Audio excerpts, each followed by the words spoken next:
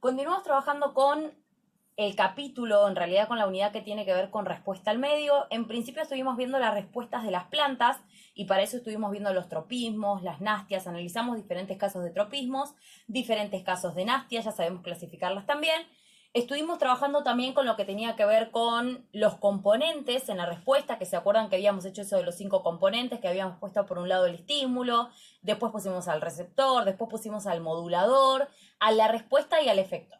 Y estuvimos trabajando en estas últimas clases con los animales. En realidad estuvimos trabajando con los sentidos, vimos cómo van respondiendo los diferentes animales a estos estímulos y estuvimos analizando diferentes estructuras. En la clase anterior, inclusive estuvimos viendo otros sentidos que tienen que ver con, por ejemplo, con la respuesta o con la reacción frente a lo que es la electricidad, frente a lo que es el magnetismo, a la temperatura, que estuvimos viendo, por ejemplo, las fosetas de L'Oreal. Estuvimos viendo un par de cosas que tenían que ver con eso y lo que vamos a ver ahora tiene que ver con respuestas, pero en este caso vamos a ver respuestas que hacen los animales que se llaman comportamientos. Si en principio tenemos que definir qué es un comportamiento, lo voy a hacer como una definición bastante general, pero los comportamientos son acciones o un conjunto de acciones que realizan los animales. En comportamientos podemos incluir muchas acciones que realizan los animales. Por ejemplo, podríamos decir una clásica, los que tienen perros en casa saben que cuando el perro se va a acostar, antes de acostarse, por ejemplo, da una serie de vueltas en círculo hasta que finalmente se acuesta. Otro comportamiento podría ser, por ejemplo, el hecho de que orinan en determinadas superficies donde, por ejemplo, otro animal pasó. Esos son comportamientos. Las ardillas, por ejemplo, también tienen un comportamiento muy marcado, que el comportamiento de las ardillas es que durante el otoño entierran sus frutas, las frutas secas, y después, en el caso del verano, las van a buscar. Las entierran en otoño y las van a buscar en el invierno. Por otro lado, otra clase de comportamientos serían aquellos animales que hibernan, que son los que acumulan o tienen ciertas reservas durante el tiempo de otoño-invierno. En ese periodo se les llama hibernación, que es en el que tratan de mantener estable su cuerpo, hacen la menor cantidad de actividades posibles, justamente para no tener tanto gasto energético porque no hay mucha cantidad de recursos durante ese tiempo. Todos esos son comportamientos. Otro comportamiento podría ser cuando un animal, por ejemplo ovíparo, sale recientemente del cascarón, es un tipo de comportamiento también. Cuando, por ejemplo, nacen las crías de un ganso o de un pato, lo primero que hacen es algo que se llama apego, que el apego es que a la primer figura o al elemento que ven ni bien salen del cascarón, lo toman como si fuera su madre o algo así como una figura paternal o maternal. Hubo un par de científicos que lo que hicieron es probar esto y de hecho uno de estos científicos que fue Timbergen junto con otro científico que fue Lawrence hicieron varias de estas pruebas con gansos y justamente en un grupo de gansos que ellos incubaron y cuidaron mucho se encargó Timbergen de que fuera la primera figura que estuviera presente ahí al momento de que los huevos eclosionaran. ¿Qué fue lo que pasó cuando los huevos eclosionaron y lo vieron por primera vez? Obviamente que con el paso del tiempo lo seguían a él en fila como si fuera justamente la mamá pato o la mamá ganso. Eso quiere decir que hay comportamientos que son innatos o instintivos. Seguramente habrán escuchado mucho esta frase o esto de que lo hace por instinto o sabe por instinto. ¿Qué son estos comportamientos innatos o instintivos? Lo contrario en principio a lo que son los adquiridos o aprendidos. Con cualquiera de estos dos nombres estamos hablando del mismo tipo de comportamiento. Si hablamos de comportamientos innatos o instintivos, estamos hablando de comportamientos o conductas que se heredan. Eso quiere decir que se van a pasar de padres a hijos porque ya están inscritos, por decirlo de alguna forma, en nuestro material genético, en el ADN, en cada una de nuestras células. Otra de las características de estos comportamientos es que no dependen de la experiencia previa, simplemente ocurren. Otro de estas características es que son predecibles, o sea que claramente uno sabe o puede anticipar qué es lo que va a pasar en estos comportamientos innatos o instintivos. Otra característica es que no dependen de la interacción ser vivo y ambiente, que esto tiene mucho que ver con el hecho de la experiencia. Y vayamos a un caso práctico. Cuando un bebé nace, momento del parto, pensemos en esto. En el momento del parto un bebé nace y lo primero que debería ocurrir o lo natural que ocurra es que llore. Ese es un comportamiento innato o instintivo, se hereda porque lo hacen todos los bebés. No hay experiencia previa, nadie le dijo cuándo lo debe hacer ni cómo lo debe hacer. Es predecible este comportamiento porque se sabe que en el momento del parto, cuando ya está fuera del útero, justamente lo que va a hacer es llorar. Y además no depende de la interacción entre el ser vivo y el ambiente, porque claramente va a suceder. Pensemos en este caso y me quiero quedar con este ejemplo. Cuando el bebé nace, entonces lo primero que hace es llorar. Ese instinto, más allá de que algunos dicen que es porque cambia el medio, que también tiene que ver con eso, porque pensemos que el bebé está inmerso en un líquido, o sea que el medio es líquido, sin embargo ahora sale y además necesita respirar por sí mismo. Antes no lo hacía por él mismo. Entonces hay una serie de cambios que se dan. Esto lleva a que este tipo de comportamiento sea un comportamiento innato o instintivo. ¿Por qué llora el bebé? Porque básicamente cuando llora carga una bocanada de aire y eso hace que sus pulmones se llenen de aire. Toda esa serie de cambios lleva al llanto, que es un comportamiento innato o instintivo. Los animales también tienen comportamientos innatos, como por ejemplo cuando construyen su nido, como por ejemplo cuando buscan una presa, como por ejemplo cuando marcan territorio. Todas esas cosas son comportamientos que lo hacen por instinto, nadie se los enseña. Pero por otro lado, hay comportamientos que son adquiridos o aprendidos. Estos comportamientos, en principio, no se heredan, o sea que no se transmiten de padres a hijos. Requieren de la experiencia. Por lo tanto, esto va a hacer de que sea diferente para una persona o para un ser vivo y otro. Son impredecibles. ¿Por qué son impredecibles en contracara con los otros que eran predecibles? Acá son impredecibles porque como dependen de la experiencia, cada ser vivo va a tener diferente experiencia con el mismo estímulo. Por ejemplo, imaginemos con el alimento. No sé, se me ocurre, qué sé yo, dentro de los adquiridos. O pensemos, por ejemplo, en lo que tiene que ver con el lenguaje. Cuando una persona empieza a decir sus primeras palabras, pensemos en la especie humana, cuando empieza a decir las primeras palabras lo hace como una imitación. Primero empiezan con algunas sílabas, las más sencillas, como ma, pa, va, ve. Esas sílabas después las empiezan a agrupar y se empiezan a formar las palabras. Ahora, esa experiencia va a ir variando, no en todos los casos, no en todos los bebés, hablamos de la especie humana, no en todos los bebés ocurre al mismo tiempo ni de la misma forma. Por lo tanto, ese comportamiento es adquirido y es impredecible. Por otro lado, acá sí estos comportamientos surgen de la interacción entre el ser vivo y el ambiente. Por lo tanto, según cómo resulte esa interacción, si es fluida, no lo es, si es positiva, no lo es, favorable, desfavorable, va a ser la experiencia y va a ser este tipo de comportamiento.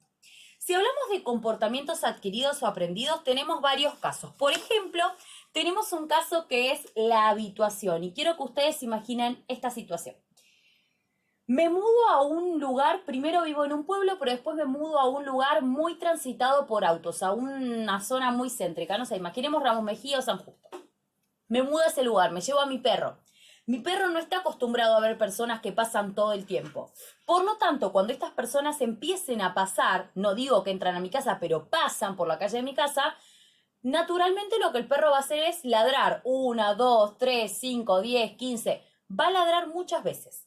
Finalmente, ¿qué va a pasar con el perro? Se habitúa, se acostumbra. Por lo tanto, ¿qué va a hacer? Va a dejar de ladrar todas las veces que lo hacía antes. ¿Por qué? Porque el estímulo ya es frecuente, ya sabe que las personas van a pasar. Por lo tanto, para reducir el gasto energético que demanda ladrar continuamente, moverse y demás, deja de ladrar. Ese es un aprendizaje adquirido que se llama habituación, que se aprende justamente. Por otro lado, otro de los aprendizajes se llama impronta. La impronta lo que hace es un tipo de aprendizaje en el que se debe aprender en un determinado tiempo o periodo. Si no se hace en ese determinado tiempo o periodo, es muy difícil que se adquiera. Por ejemplo, como hablábamos hace un rato de lo del tema del apego en el caso de las aves. Lo tienen que adquirir en los minutos durante los que nacen. Por otro lado, otro tipo de aprendizaje es el que se llama asociación, que el de asociación lo conocemos mucho y más cuando somos chicos, porque es el que tiene que ver con el premio o el castigo. ¿Vieron como cuando uno es chico que le dicen, si a vos te va bien en tal materia, si te sacás un 10, yo te voy a dar tal cosa, vas a poder jugar a la Play, vas a poder salir, vas a poder hacer lo otro? Ese aprendizaje es por asociación. Con los animales también sucede. Por ejemplo, cuando uno pone el hámster en la ruedita y el hámster se va moviendo en la ruedita, es un aprendizaje por asociación. Si uno saca todos los días a su perro, vas a notar que cuando vos muevas la cadena o cuando vos tengas la cadena en la mano o la soga en la mano que lo vas a sacar, el perro empieza a mover la cola. ¿Por qué? Porque sabe y porque está asociando el estímulo. Por otro lado, otro tipo de aprendizaje es el que se llama imitación, que este es el que habíamos dicho, y de hecho en la especie humana muchos de los aprendizajes que nosotros sabemos son por imitación. ¿Cómo es el aprendizaje por imitación? Sencillo, la palabra misma lo está indicando. Son todos aquellos aprendizajes que se aprenden, valga la redundancia, justamente imitándolos o siguiéndolos, como por ejemplo aprender a hablar, como por ejemplo el leer, como por ejemplo caminar. Toda esa serie de aprendizajes son por imitación. Las aves, cuando cantan, también lo hacen por imitación. Escuchan a las más grandes y de esa forma empiezan a practicarlo.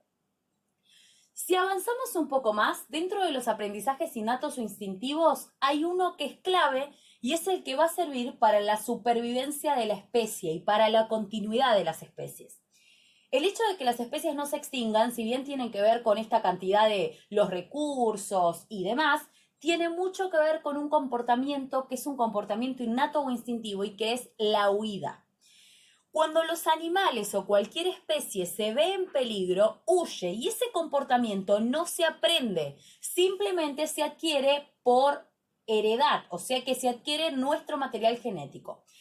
Ustedes en el libro tienen 3 casos, tienen el caso del gato montés y la liebre, que inclusive cuenta un par de detalles que tienen que ver, por ejemplo, con la liebre, que dice que aumenta su ritmo respiratorio, que las pupilas se dilatan, dice que empieza a correr. Todo eso porque hay una hormona que nosotros tenemos que cuando suceden estos eventos que de alguna forma nos alertan o nos paralizan o de alguna forma son excitantes, se genera una hormona en mayor cantidad que es la adrenalina. La adrenalina lo que va a generar es justamente eso, que las manos nos suden, vamos a sentir también que el pulso cardíaco y respiratorio empieza a elevarse y vamos a notar también que, por ejemplo, la pupila se agranda, se dilata. Esa serie de cambios tienen que ver justamente con este comportamiento que es la huida, pero no solamente lo hacen los mamíferos, también tenemos el caso, por ejemplo, de lo que pasa con la cucaracha y con el sapo. Con la cucaracha y con el sapo también se da esto de la huida. La cucaracha tiene un movimiento que es el de giro sobre sus patas, se da vuelta y finalmente huye, porque pasa lo mismo que cuando nosotros queremos matar una mosca. ¿Vieron que cuando uno quiere matar una mosca, mueve la mano rápido y la quiere atrapar? La mosca siente la vibración en el aire, por lo tanto, cuando yo ya hice este movimiento de hacer así la mano, por más rápido que lo haga, ya sintió la ola de aire, por lo tanto, huye. Lo mismo pasa con la cucaracha. Cuando el sapo extiende la lengua, genera una ola de aire que hace que la cucaracha se mueva rápidamente, por lo tanto, huye. Y el último caso que ustedes tienen en el libro es el caso de la polilla y el murciélago. Sabemos que en general siempre han dicho que los murciélagos son ciegos, si bien es una realidad no todas las especies lo son y en algunos casos tienen visión reducida. Los murciélagos son muy hábiles con un sistema que se llama ecolocalización, que ¿en qué consiste? Emiten ondas, esas ondas las liberan desde su cara, desde su rostro, y esas mismas ondas lo que hacen es propagarse, se propagan por el aire o por cualquier medio. Una vez que las ondas se propagan, vuelven al murciélago y si vuelven rápido le indican que hay algún objeto cerca, por lo tanto el murciélago debe desviar su posición o cambiar su sentido. Esto de las ondas también les sirve para poder alimentarse, pero las polillas tienen un sistema en el cual perciben esas ondas. Por lo tanto, también practican este comportamiento innato e instintivo que es la huida. ¿A qué quiero llegar con esto? A que todos los seres vivos tienen este comportamiento y lo hacen justamente para salvaguardar la especie y no extinguirse. Esto tiene que ver también con la función de reproducción que vimos al principio en las primeras clases. La función de reproducción es clave primero para dejar descendencia, o sea, crear un individuo o más. Pero también, y no nos olvidemos de esto, la función de reproducción es clave porque permite que la especie continúe, se perpetúe. Eso quiere decir que no se extinga. Este comportamiento es clave también por ese motivo. Así que tenemos comportamientos que son aprendidos o adquiridos y tenemos comportamientos que son innatos o instintivos. Lo último entonces que quiero marcar de todo esto y que recordemos es que estamos hablando en este caso de animales. Los animales son los que practican este tipo de comportamientos. No vamos a catalogar nosotros los comportamientos en malos o en buenos, porque tenemos un montón de casos. Y vuelvo al concepto de comportamiento. Son acciones que realizan los animales, un conjunto de acciones, que pueden ser con diferentes finalidades. De hecho, por ejemplo, hay especies de mantis que lo que hacen es, una vez que la especie se reprodujo, la hembra le corta la cabeza al macho. Esto también pasa con las arañas, que en algunos casos las arañas, la hembra mata al macho, en algunos casos no sucede, pero en algunos casos sí. Ese caso de comportamiento nuevamente es innato o instintivo. Así que la propuesta de la clase de hoy es que pensemos en estos comportamientos y empecemos a buscar la manera de clasificarlos. Recordemos cosas claves y recordemos las diferencias que analizamos en todo este cuadro, que tenemos algunos que son heredados y otros no, la experiencia en algunos es clave y en otros no, sabemos que en algunos casos son predecibles, repetitivos, eso quiere decir que se van a repetir siempre en todos los seres vivos de la misma especie, y sabemos que en algunos casos depende de la relación e interacción entre el ser vivo y el ambiente.